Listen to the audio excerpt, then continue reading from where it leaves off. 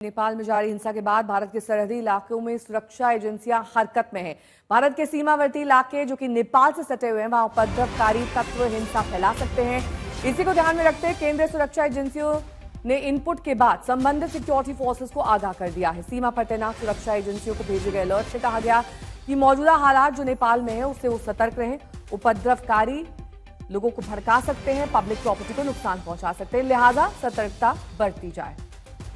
मंजीत नेगी मेरे सहयोगी जुड़ गए हैं तमाम जानकारी के साथ। मंजीत, बॉर्डर एरियाज पर क्या इंतजाम किए गए? कल जब प्रधानमंत्री नरेंद्र मोदी ने कैबिनेट कमेटी ऑफ सिक्योरिटी की बैठक ली थी, उसके बाद से तमाम एजेंसियां सक्रिय हैं। खासतौर पर अगर भारत नेपाल की बात की जाए तो यहाँ पर एसएसबी की तैनाती है, जिसको हाई अलर्ट पर रखा गया है, खासतौर से उत्तराखंड और उत्तर प्रदेश बॉर्डर पर, जहां पर एसएसबी की तैनाती है। दो इनपुट जो मैं साझा करना चाहूंगा महत्वपूर्ण है भारत के लिहाज से। भारत के सामने दो बड़ी चुनौतियां हैं। सबसे पहले कि नेपाल के जो हालात हैं वो काबू में आए, और जिस तरह से सेना ने वहां पर अब नियंत्रण लेना शुरू कर दिया है। विदेश मंत्रालय, चाहे विदेश मंत्रालय की बात की जाए, भारतीय एजेंसियों की बात की जाए, या फिर भारतीय सेना की बात की जाए, लगातार वो नेपाल के संपर्क में है, नेपाली सेना के संपर्क में है। और दो बड़ी चिंताएं हैं नेहा। सबसे पहली कि नेपाल में बांग्लादेश की तरफ भारत के खिलाफ कोई सेंटिमेंट न तैयार हो जाए भारत के खिलाफ, उस पर नजर रखी जा रही है। और दूसरी बात, भारत में भी क्योंकि इस तरह के तत्व हैं जो इस तरह की चीजों का फायदा उठा सकते हैं, उसको लेकर भी खुफिया एजेंसियां अलर्ट हैं। तो एक तरह से सरहद से लेकर देश के अंदर लगातार जो एजेंसियां हैं, खुफिया एजेंसियां हैं, भारतीय सेना है, उसके अलावा विदेश मंत्रालय है, वो हालात पर नजर बनाए हुए है।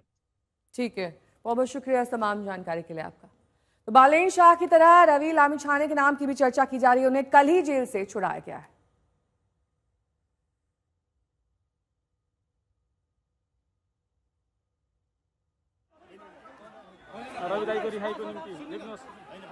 करप्शन के आरोप में रवि लामिछाने जेल में बंद थे। नेपाल के डिप्टी पीएम और गृह मंत्री रह चुके हैं और राष्ट्रीय स्वतंत्र पार्टी के संस्थापक हैं।